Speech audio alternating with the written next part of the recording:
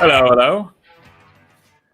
You're watching or listening to The Climb, which is brought to you by the Digital Mastermind. Digital Mastermind is a group of agency owners, a collective, a tribe of people that gather together from time to time. We have a bi-weekly call. We have a yearly meeting, which is going to be sneaking up upon us. That's just fantastic. Got some great testimonials on that too, which I'll be publishing soon.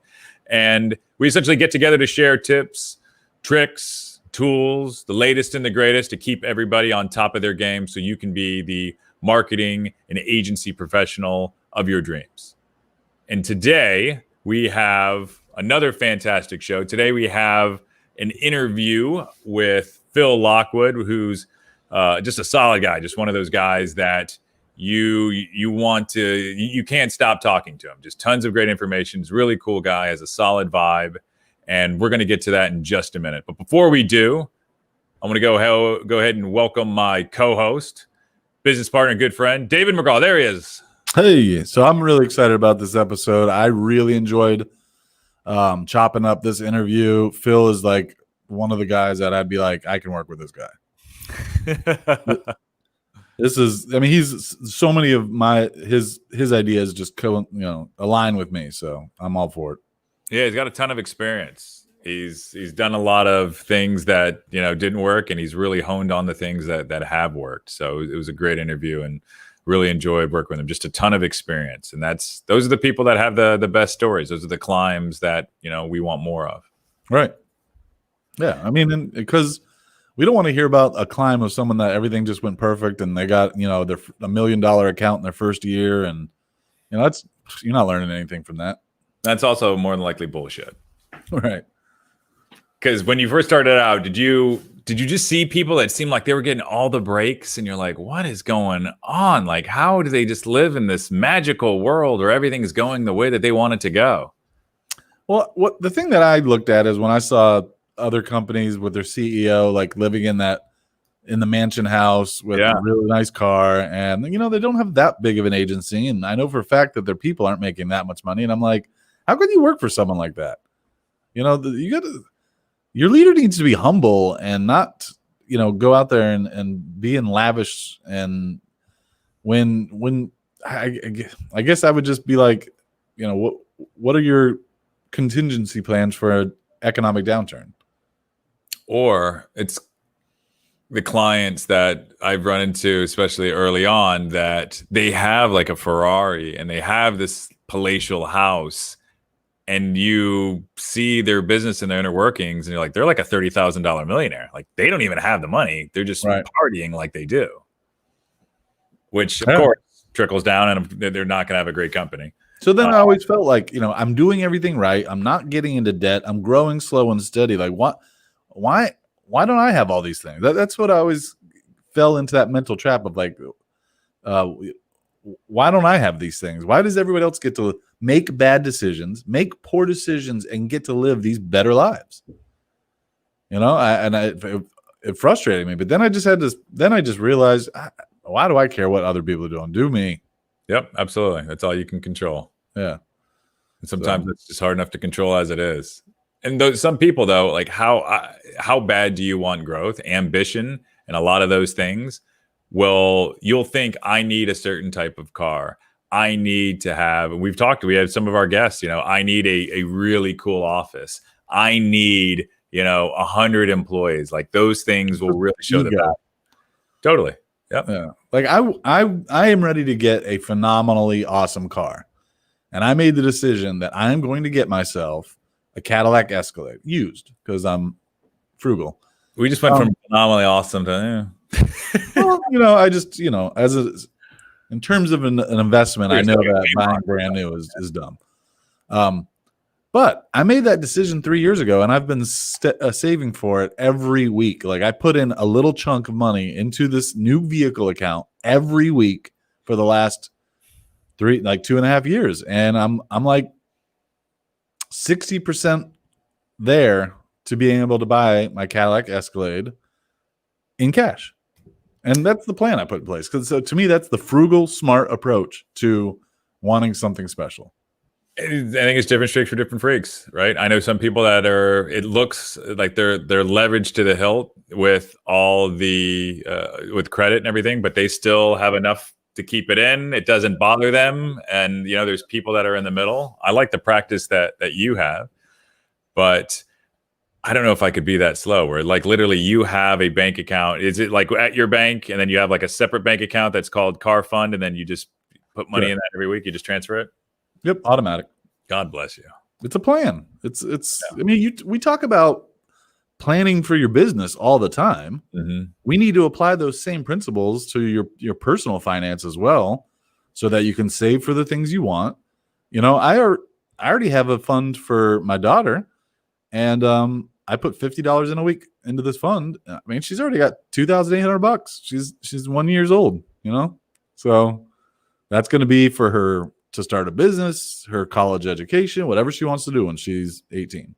But if I save really slow, I mean, you've heard the saying, "Death by 1,000 paper cuts." One paper cut, you don't feel it. So if you just create a plan in place and make it so you don't feel it, then it's just something that happens, and then in 20 years, it's like, wow, look at this. Yeah, that lends perspective. That's basic sense. I think the main rule is to always have substantially more coming in than going out, and for the most part, you should be in good place. Yeah, that's like in sports. If you can score more points than the other team, you're probably going to win. Yep, absolutely. Flawlessly execute the basics, and things tend to solve themselves. Yep. And with that's the reason I like our guest today, because he's been doing it for around 20 years. So he's got a perspective of the digital landscape, from then and now, from the early aughts, as we like to say. So I say I'll go ahead and get into his climb, and then let's go ahead and kick off some of these clips. Let's do it. All right. So if you want to Phil Lockwood's climb, you can always, of course, listen to the full episode, which will be published soon. But Phil is an agency head, keynote speaker, podcast host. He's been on ABC, World News Tonight, USA Today. The guy's like super accomplished. And his climb, he started in the Air Force, decided he wanted to be an entrepreneur sometime around there. Taught himself HTML while working as a security guard. Got his first job designing a website. Lost his job in the dot-com burst. He then started an agency called Creation Chamber, wanted to work with bigger and larger clients, so he merged his agency with another firm. They got to a large size, decided that didn't work. And then he went ahead and unmerged, rebranded his company, which is now Distilled, where he's at today. And what I loved interviewing about Phil, he's a no BS, direct guy to answering questions and very open. So let's go ahead and talk about how. So this is, I think, it's to everybody. This is more important now than ever. Is how do you get the accounts you want? And Phil has had some great success with working with some marquee brands. And in this clip, he explains how they did it, and it's very simple, which I love. Well, this one's kind of tough today, but I would say the majority of our sales success pre-referral came from cold calling or knocking on doors, essentially, like searching out kind of the ABM model, the account-based marketing, where we would say, we want to work with the Denver Broncos. How can we make it happen? And that wasn't me personally drumming up that initial sales opportunity. It was actually my girlfriend, wife at the time, who was one of our employees. But she'd be reading the Denver Business Journal and say, sounds like these guys are going through some growth, just got some funding, or whatever the case, or it just sounds like they'd be fun to work with. I'm gonna figure out who we talk to over there and drum it up. And it was a fantastic way to do it, because number one, you're going after exactly the people that you want to work with, the ones who excite you, versus waiting for things to come in and then you say, yes, let's definitely work with this law firm that specializes in mergers and acquisition. Something where you may not have any passion around it. Mm-hmm. So that was the whole program that we had in place that led to the massive growth. We were doubling in size every year. We got to that 70-person mark, and the clients that we were working with were extremely exciting. It was well-known brands, a lot of international restaurant chains and professional sports teams, and it was a wild ride, a lot of fun. Go and get the accounts you want. Yeah. I mean, a lot of people just follow that. In inbound marketing, SEO, a lot of those things, they work, right? So just I think you need to have those channels in place. But at the end of the day, it's guys like Phil or even Jeff from 352.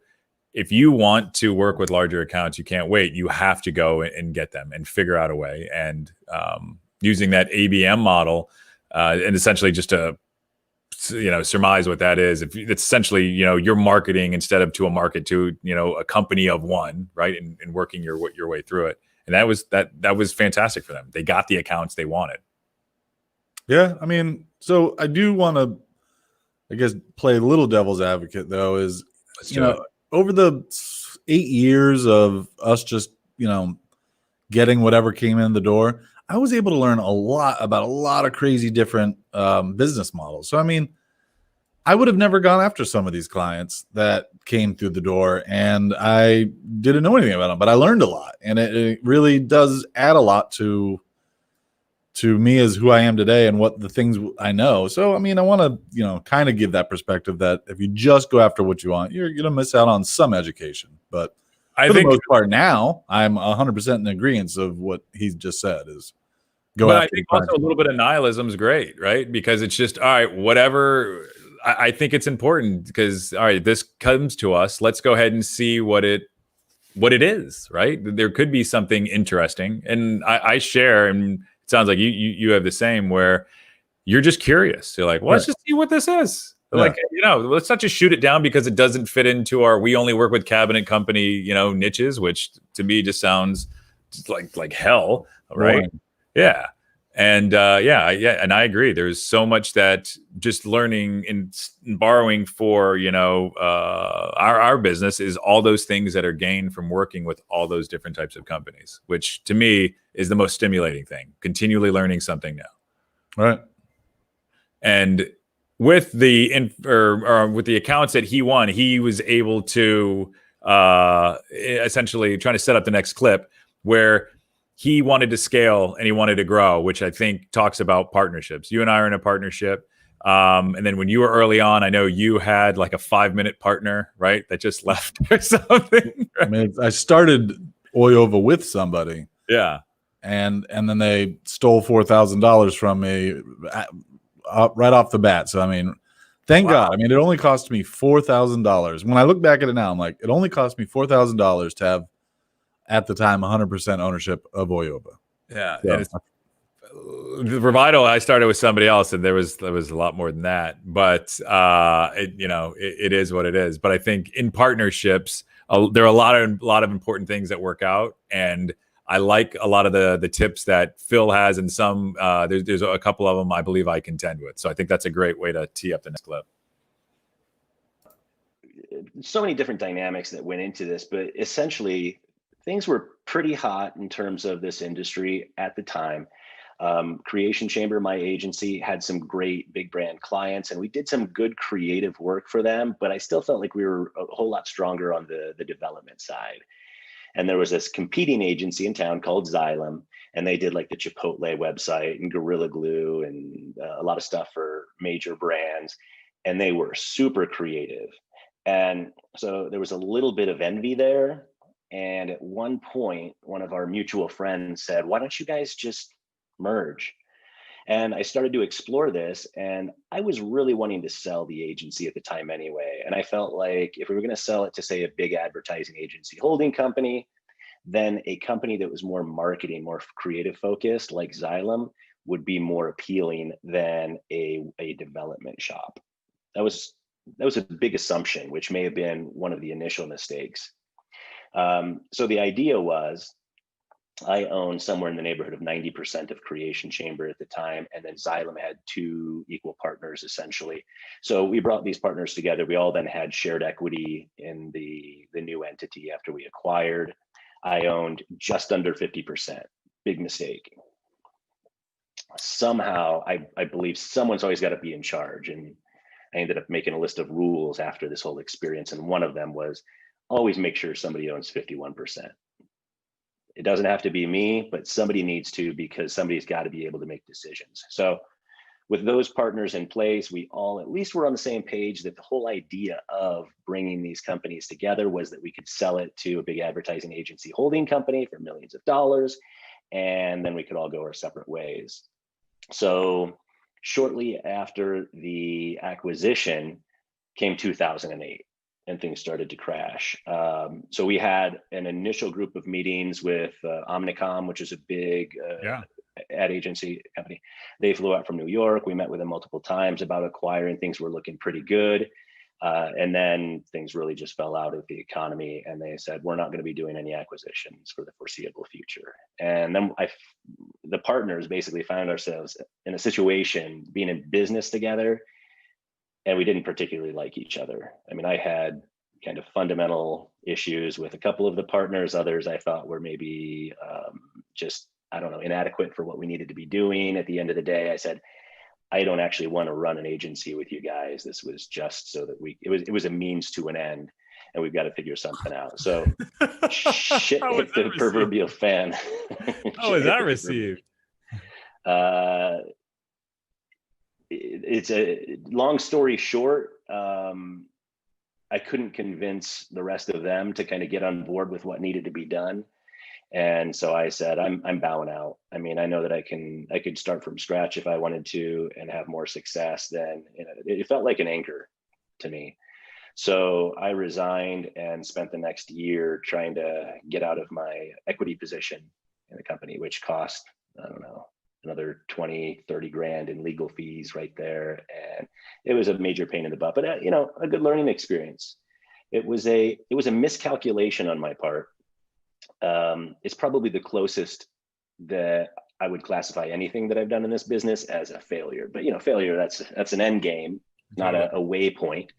So it was mostly just a really big miscalculation on my part, and a lot of it I think came down to ego. So I learned a lot about that in the process, and definitely came out the other side a whole lot stronger, and things have been smooth sailing ever since. But that was a huge factor in the new way that I ran the new version of the agency afterwards. So there was a lot said there, and I think I could have teed it up a little bit as he was talking to reflect. Essentially talking about what were Phil's experience, or what was his experience with partnerships, and his ambition to grow.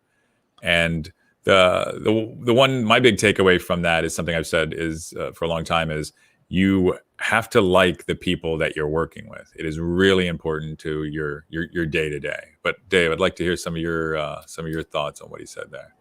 So the one thing that stands out to me that I can say, it's not that I disagree with it, but I would add more context to it. He mentioned that make sure somebody has 51% ownership. Yep. And I don't necessarily agree with that, because I am very staunch about your percentage of ownership has nothing to do with the role in the company. The role that you play in the company is you have to play that role. Like, you are head of sales. Your job is to produce sales. I don't care what your percentage of ownership is. Just let's pretend, that you were 90% owner of Oyova. Does that mean you get to just slack on sales? No, you're still responsible for doing your role. And your ownership, we don't even talk about our ownerships. We have one meeting at the end of the quarter for the owners that we talk about ownership things. It's the percentage of ownership is completely separate from your role in the company. And then, on those quarterly reviews, that's when we make the decision to change one of the owners' roles if need be, or stuff like that. So I would say that, the ownership should be treated like board members or chairman or investors of non-functional. You're correct. Yeah. Your ownership person is not inside the business. Your role is inside the business, and they don't, so if they don't have a strong kind of like corporate governance about it, I can see why somebody needs to have 51%, because you need to pull rank a lot.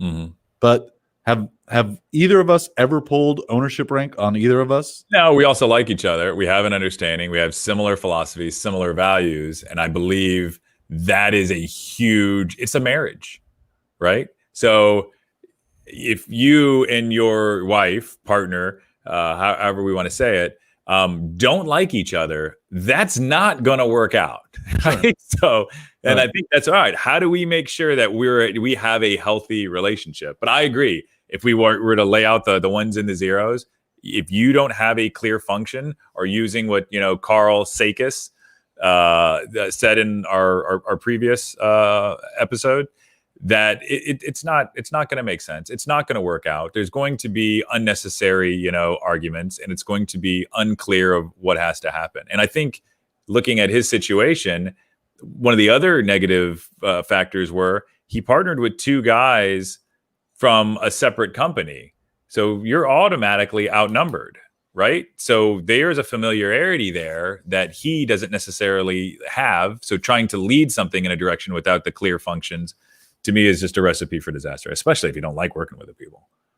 All right. But again, if there was a strict operating agreement between the owners where, certain things get handled in a certain way, then it should have been okay. But, your and I partnership, it was the end result of like a 5-year friendship, so it's not like we had to learn these things were his. It sounds like he just had a competitor and he's like, hey, let's merge.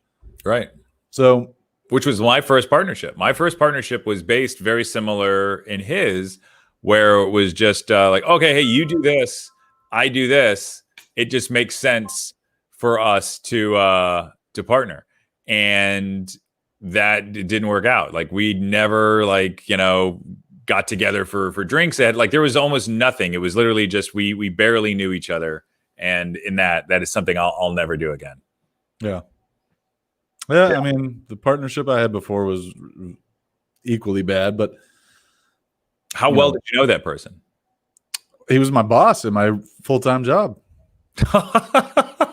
Yeah.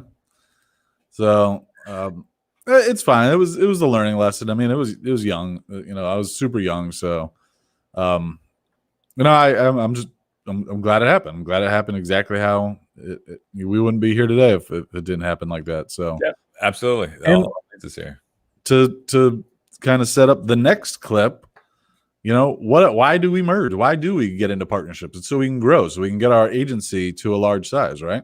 Yeah, absolutely. And I mean, with ambition comes costs. So I think that's a great way to tee this up.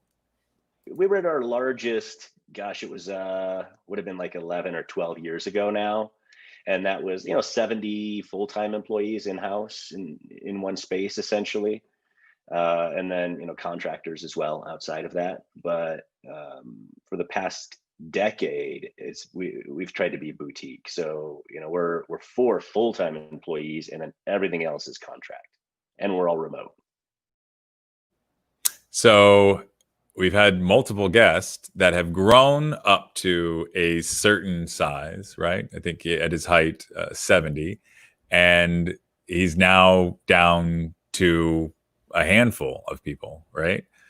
And I think that's really important because agencies are scaling down. And if you're going to scale down, I believe it's because you're looking at things from who's essential and who's not, and what do you want to do in-house versus what do you want to ship out or have, worked on outside of your company. I also think it's a function of, I think this whole contractor model really is born out of, the early 2000, from 2010 on, it really was a, employee market. Like if you had tech skills and anything in the digital, you could change a job any moment, right? And I think people just got tired of the HR churn, and they said, why are we hiring full-time people anyways? Let's just find people that can just do the work, and then if they leave, we'll find the next person. And then, because you don't want to go through the HR issues and then Obamacare came around, and for businesses, costs dramatically jumped because of that. So then you have to start questioning, why do you want a full-time employee? Because you have to, by law, offer healthcare if you have healthcare yourself as a sole proprietor. And then it's matching taxes. As a business owner, the deck is stacked against you when it comes to taxes and government. So there's a lot of motivation to hire everyone as contractors. but I prefer the full-time employee. I want long-term people that are on the team. I think it just, we have some contractors that we work with, right? Based on specific things. As far as employment is concerned, I'm with you. And I think it just depends on our culture. And I mean, in a lot of ways, I mean, we're a very innovative company, but on the other hand, like, we're pretty old school. And I like it. Yeah. Right. Yeah. Because those are the things that are comfortable. Those are the things that we're used to. And now those are the things that we know. Right. The weirdest thing is not being able to check in face to face with people in their offices, right? As we have adapted to COVID, because pre-COVID we weren't distributed. We essentially, other than a handful of employees, everybody had to come in. But I think, which we'll get into the next clip, is talking about, like, all right, having to put together that core team is having people meet their functions is a lot easier when it's a contractor basis, because it's easy to cut ties. Like, boom, we're not paying your next invoice. The leverage is there. Where in the employment situation, the roles are flipped. The employee has a ton of rights, and rightfully so, where if they're not meeting their obligations and you didn't fulfill on your obligations to say, all right, here's your write-up, this is your verbal warning, and those protocols, things can really go sideways, and they can hold your feet to the fire in the worst possible way. There's also, is your contractor being responsible for taxes? Are they saving for that tax bill at the end of the year that they're going to have to pay? So there's just a lot of things. Like, not everyone is capable of being a self-employed contractor that can take care of their own health insurance and pay for that. And, there's lots of things that a contractor has to do on their own if they are smart about it. I mean, most don't. And then, I know people that have gotten into tax trouble because at the end of the year, they got a giant bill and they weren't prepared for it. And they were like, oops. And now they're on a payment plan with the IRS for the next 5 years. That's just, it's, bad. Or, the healthcare, if you had a pre-existing condition at some point, if you're managing your own healthcare, you could be in trouble. With a company, you get a group plan. You're automatically accepted no matter what. Although I think that your healthcare should not be tied to your job, because if CEO makes a bad decision and the company goes out of business, you don't have healthcare now. That's doesn't seem right. So, and with Phil, one of the things I want to say is, I know he takes really good care of his employees, and I don't think he has the one-on-one contractors. I think his contractors are technically other companies that he works with. So correct. It's just structured that way. Yeah. And I know we said that. What's that? Oh, who's the other guy that we just interviewed with the journal, the Oak Journal? That is Keith Roberts. Yes, that was his model too. Like, his employees turned into vendors. Right.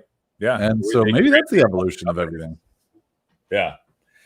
And speaking of the team, let's go into the next clip where it talks about, like, how, what does the infrastructure look like for a team based on his best recommendations. Number one, you've got to add some layers of hierarchy, some kind of oversight, some kind of management. And as soon as you do that, now you're talking about having different levels of experience or expertise on the team, right? So you're going to have junior employees, and if you want to grow as quickly as we were, I mean, it's hard to find good candidates, and so there's a lot of trial and error in the hiring process. And I think even the best hiring companies in the world, like Zappos, they still go through this too. But when you find a core team that you can work with low turnover, or in our case, no turnover, for an extended period of time, year after year after year, you work together really well. You know that everybody is an A player within their realm. The quality issues, the stress of running an agency almost disappears. We get busy sometimes, busier than we would like sometimes. And I think that's really the primary area of stress. Everything else is so easy because we're just very dialed in. Yeah, that hits home. I mean, I feel like our team right now is so on point that, it's great. I've been in the opposite of that when you don't have a great core team, and yeah, Yeah, brutal. Sucks coming to work. Yeah, you hate everything. I completely agree. And ours, creating A players, I don't think it's necessarily just selecting A players. I think it's creating A players. And once you have that core team, you have to foster and protect them. And there's actually on the full, it's not a clip that we're going to go over today. He talks about his team. I mean, he really loves and cares about them, and he's gone out of his way to make sure that they're taken care of, which I think is a great testament to good leadership. Yeah, I think we try to do that. I mean, our Christmas parties are always, pretty good events. We usually do a summer event, but COVID killed that. And I think it's just keeping them challenged. You got to make sure we can bring in the good projects. I mean, if you're constantly working on terrible projects with terrible clients, you're gonna lose your best employees. You need to find good projects that are challenging, that are interesting, that keeps your team engaged. Which is interesting about the niche side of things, where we've spoke to lots of agencies where, they're niche focused, but it's hard for them to keep, specific talent levels because they're like, no, I mean, I'm not going to sit there, and work on electrician sites all day long. Yeah, top level people. Like, we have the ability to do top level work anywhere. Now, we don't have the embedded experience of, let's say, aerospace manufacturing, but we have the talent to do it because we work on all kinds of different stuff. Like, I feel like a company that would just niche to HVAC sites, you're not getting top level talent to just do, air conditioning websites, and you're templated and you're, that's very rinse and repeat. It's good for business. It's a great model. It's a volume play. It's the Ford model though, but Ford did not have the happiest people on that production line. They were just like, all right, I want to do my 8. I want to hit the gate. Yep, absolutely. And speaking of that, I mean, we're talking about caring for the company as a whole, all the nuances, the infrastructure, the type of work that comes in, and that begs the question: are you a good boss or a bad boss? And I love his answer to that question. I had no idea what I was doing. I had no formal training as a boss, as an entrepreneur, as a business person, let alone, and even as a web developer. I mean, I was just a hack. So that definitely, it was like, I felt like I was picking things up as I went along the entire time and made tons of mistakes earlier on. So now, I try to be a whole lot more cognizant of like supporting my team and understanding that really that's kind of my top job. Sales is my focus, but just helping everybody else be successful in their role is kind of the best way for me to help the agency be successful and to help myself be successful. So I try to support them a lot, but I tell you, they're workaholics and it's hard to keep up with them. So I always feel like I'm kind of dragging. I'm the bottleneck to some extent, So I don't know how they feel. I think part of me is afraid to ask because if you're afraid to ask, I think you already know the answer, and you don't need people to tell you. Guilt yourself into changing, and I do that constantly. I think it's better when I don't make them actually complain, and I just know that I can do better. But can always do better. Yep. We started asking as part of our quarterly review, how do you feel the management is going in the company? And I wanted to start keeping that as a trackable data point so that we can measure overall morale and how are we doing as management. And I think that's important to make sure that we're doing that. Yeah, I think it's two-way. If the one-way reviews can get a little bit lopsided and sideways and create a poor perspective of what's going on. So it's good to have 2 point of views in there, and I think the dialogue with your team is paramount, right? So if you don't have a strong communication channel, then it's not going to work. But I also think one thing he said in there is, one of the takeaways: if you're the logjam, everybody's literally operating at a higher pace than you, that's a good sign of leadership. If you're hiring people that are smarter than you, that are able to do whatever it is that they do at a maximum level, where you feel that you're going to be slowing them down, that's great. Like that's what you want. Yeah, you don't want to be the the smartest moron in the room. You want to make sure that you're the person that put this team together, and they're able to perform at a higher level, and you essentially just manage them. Yeah, I completely agree. I mean,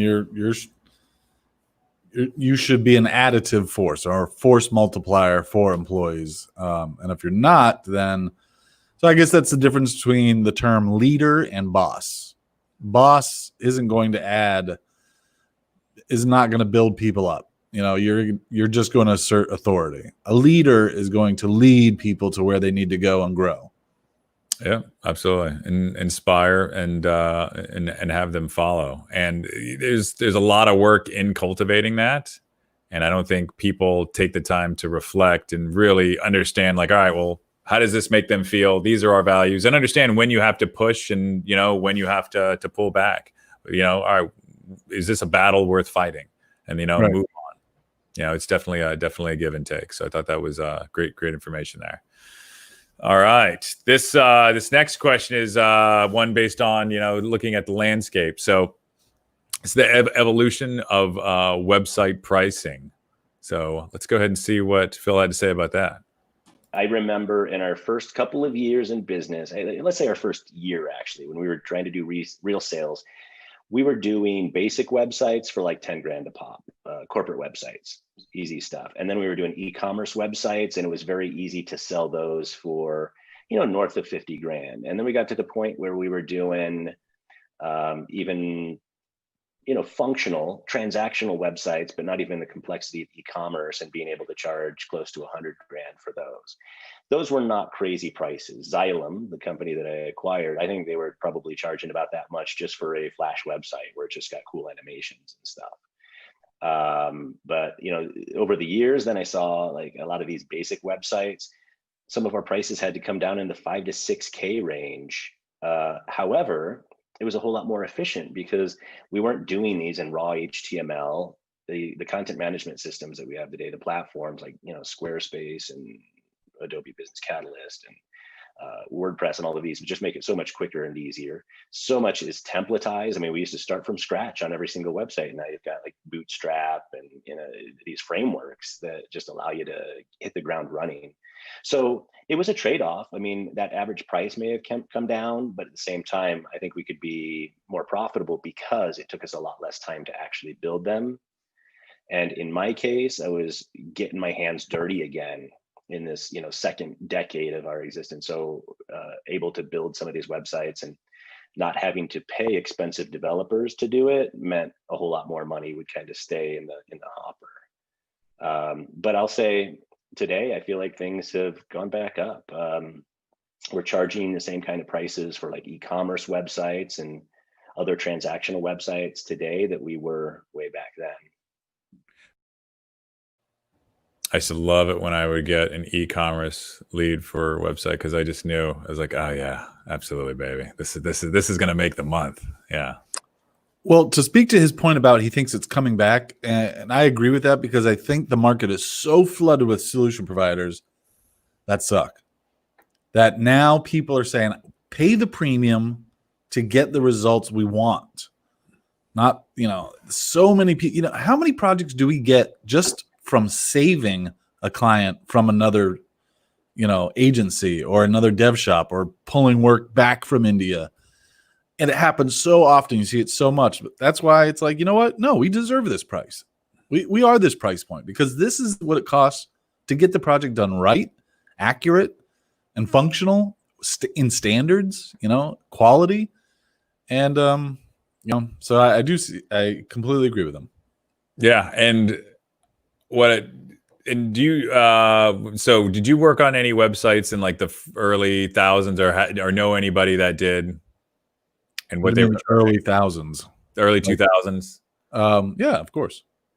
So the price points that I would hear were just insane what people were charging for websites then, and I remember having like a really getting really, like, I guess lack of a better term, scared when there was all these website builders that were coming out, because it's like, okay, well, we have to find a way to replace this, because it was just like, all right, well, what's going to happen? Our business is going to go that way with all these website builders. But what history has shown is that there's always going to be gaps, to the point that you said. There's always going to be this level of expertise, and you just need to continually, rise above whatever is happening in the market to make sure that you're the expert that can offer, the best opinions. So you essentially can help out your clients. Yeah. And I mean, shoot, I saw it all. Being a developer in the early 2000s, and Dreamweaver, or I think it was called Contribute. Adobe used to have a product that was basically like a website builder, and some people, there was a dime a dozen things, and if it wasn't that, it was like code drop-ins, like widgets that everybody would pre-use, and it was all over the place. Which, I mean, I will admit that I enjoyed coding then a lot more than today. There's way too many guide rails, and you have to stay within the guide rails or it's not going to be accepted. So, I enjoyed the wild, wild west of development a lot better. Yeah, this reminds me. There was this guy. It was around like 2009, and first starting the agency, and he only did Flash. And I love Flash. I saw Flash dying. The more, I realized it wasn't showing up on Safari, and there was articles coming out, and he was like, no, we're going to win this war. I'm pretty sure that guy's out of business now. But I remember seeing him like shortly after, and he never adapted to HTML or any of the other things that are in there. So I believe there's a lesson in there.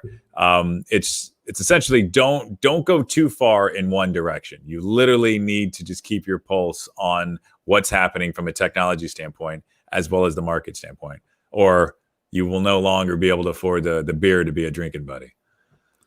Yeah, I mean, I was on the Flash, side, because at the time when I was, hardcore a supporter of Flash, I mean, it had something like a 97% install rate on browsers. I mean, what product that has a 97% market penetration disappears? I mean, it really only disappeared because Adobe just said, nope, we're going to kill it. But because I don't think. What's that? Because of iPhones, though. Like, there were these triggers that were happening where it's like, okay, like, all right, it's starting to trend in this direction. Like, I don't think this is a solution that's going to last. Right. It was a power play by Steve Jobs. Oh, for sure.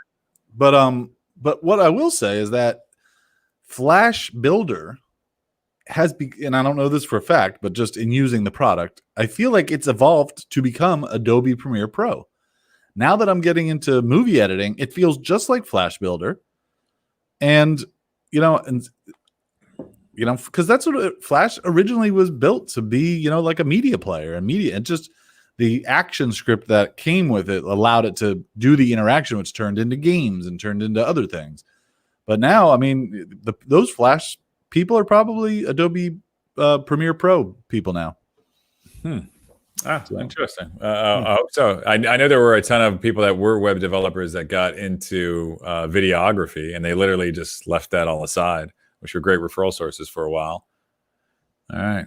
And speaking of, keeping on top of your toes, I think that tees up the next clip. This is how Phil, looks at essentially education so he can evolve.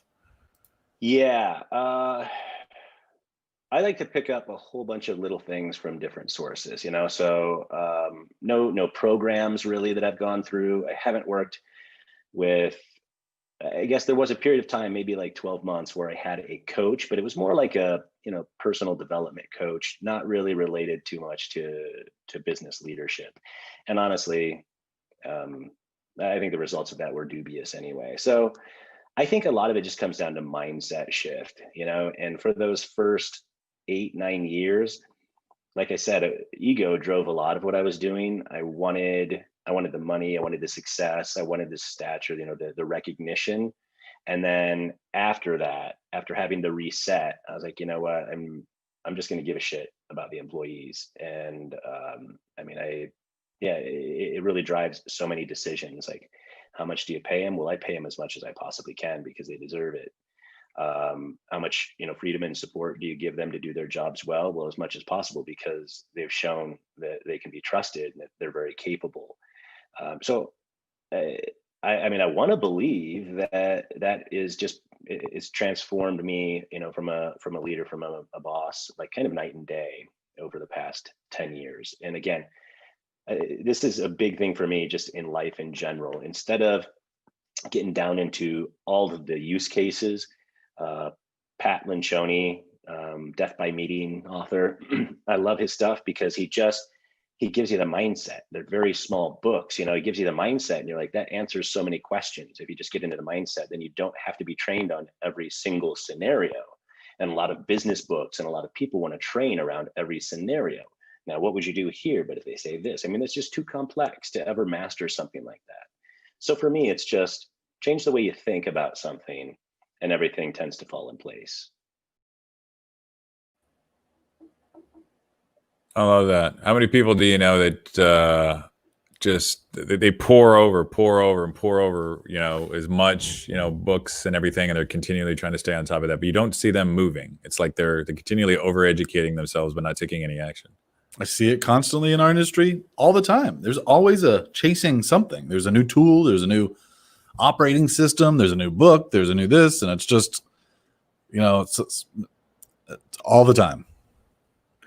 It's so in golf, there's like two different like practices. You're either a person that's like a data person, or you're like a touch and a feel person. And I think people go through different phases. There was a phase there I was like, oh, I was just reading incessantly. But then I was looking at like my results. I was like, well, granted, I might be baking up a ton of, knowledge, but it's not really getting me to where I want to go. And now I think it's looking at, all right, how can I just get the base, information necessary so I can move forward with whatever action that I want to take, rather than being saddled by, these long courses or these, long books, or just education in whole. So I relate a lot to what he said. Just give me the tidbits. Let me look at it, in different areas so I can put together what I need, so I can take the action necessary. So I'm trying to come up with a way that I would describe that. And I just came up with a manifesto approach.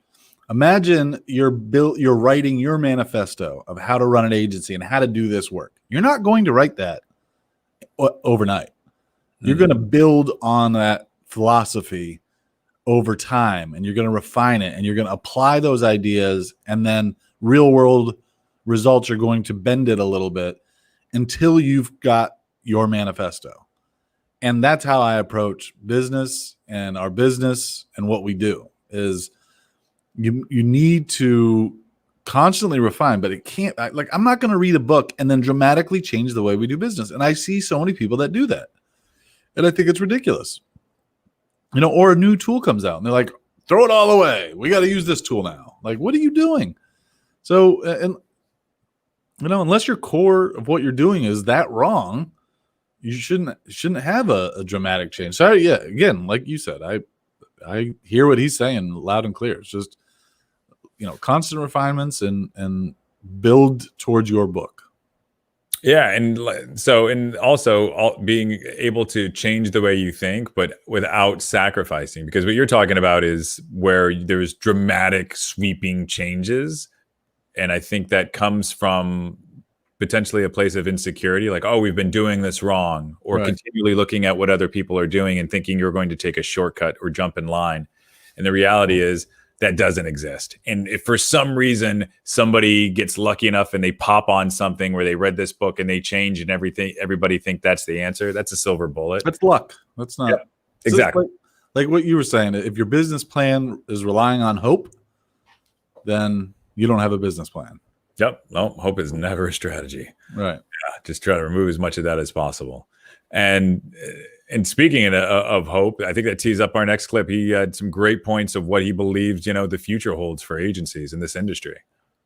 I'm a bit of an amateur futurist, so I read a lot about the singularity and automation. So this industry is not going to last too much longer in my mind. I think it's got a very definite endpoint here coming up where everything's going to be automated. Think about what we do. I mean, there are already platforms where you can just answer a few questions and it'll build a website for you.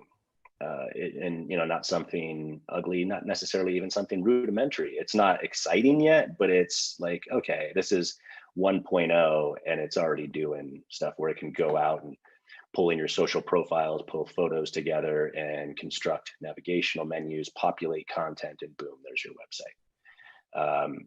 The farther we get into some of these niche platforms like e-commerce, whether it's Shopify or inbound marketing with HubSpot, they do so much more out of the box that this is why I, as a non-real computer programmer at this point, am able to do so much with these platforms, because it's drag and drop. It's WYSIWYG. You don't have to get into code much anymore. And what that means is ultimately you could kind of cut out a lot of the agency expertise requirement and allow clients to just do some of that stuff directly.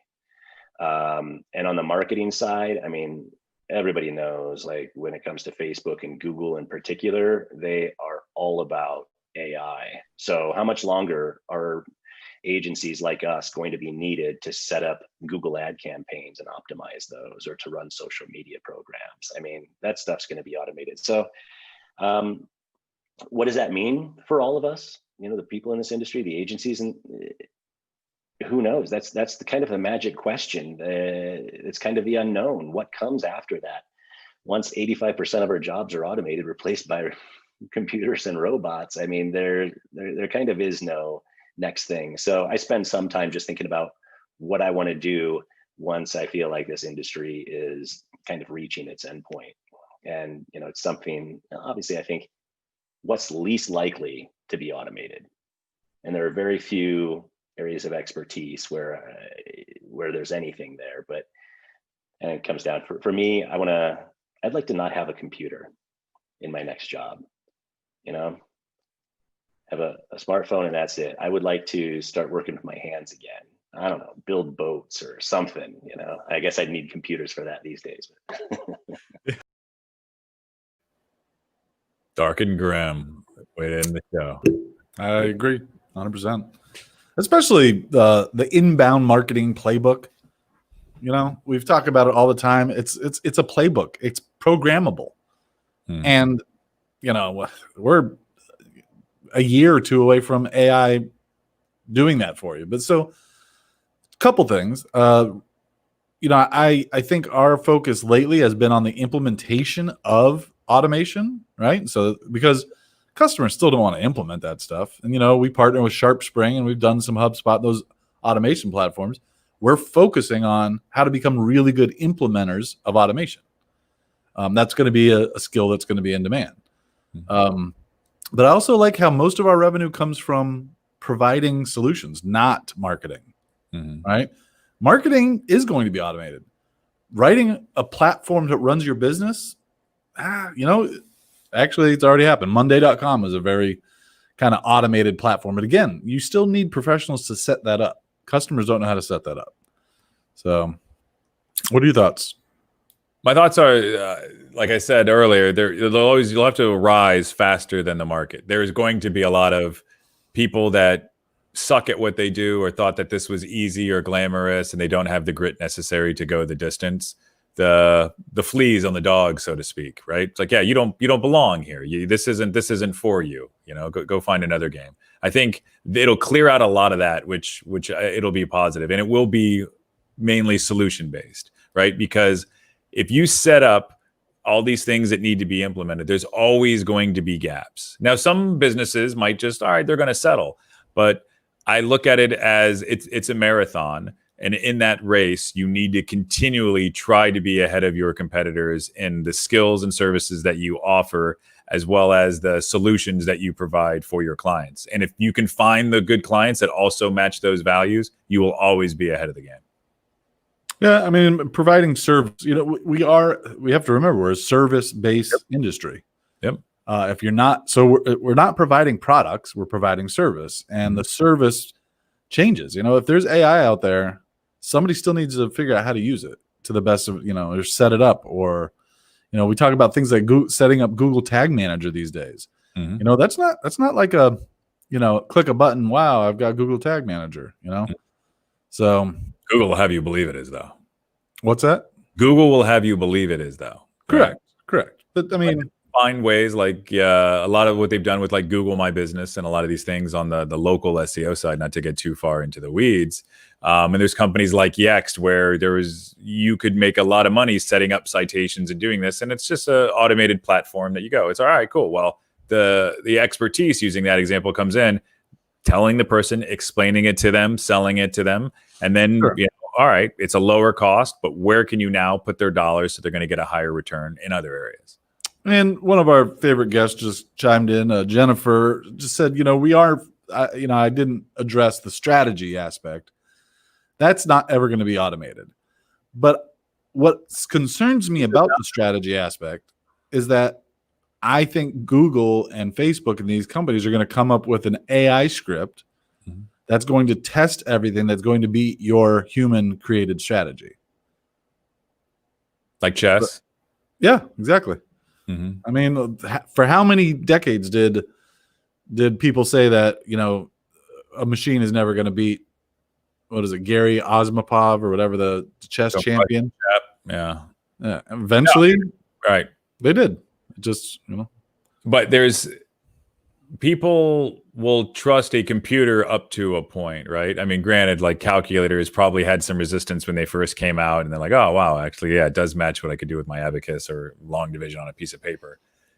We'll never remove that human component to it, but I think it's stepping outside of the fear side of things. You need to adapt as much as you possibly can and make sure that you are at the top of your game. Because I think AI will be able to figure out a way that strategy is going to work, but it's going to be in the gaps and the nuances where it's never going to be completely perfect.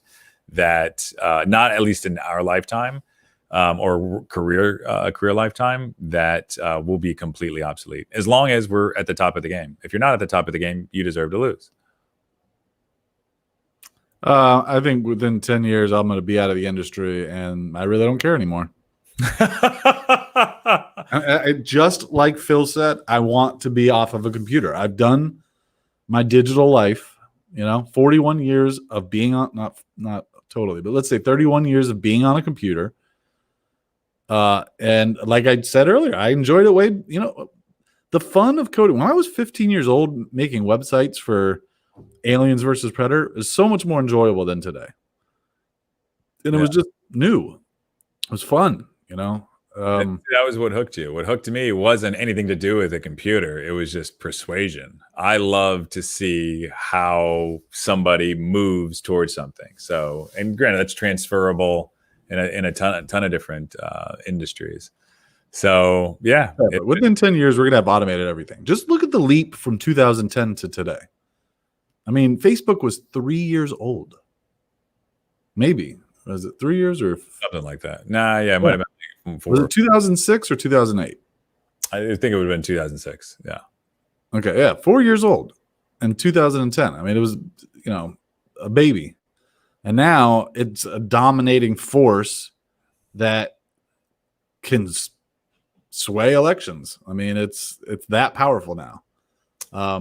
There are going to be so many people that do lose their jobs, that have to go and find something else, right? I firmly believe that. But there's always going to be a place in this game if you are a leader and you're at the top of it. I think that's why we're positioned as solutionists. We solve problems. We can solve your problem. So, boom. I think that's a great way to end it on.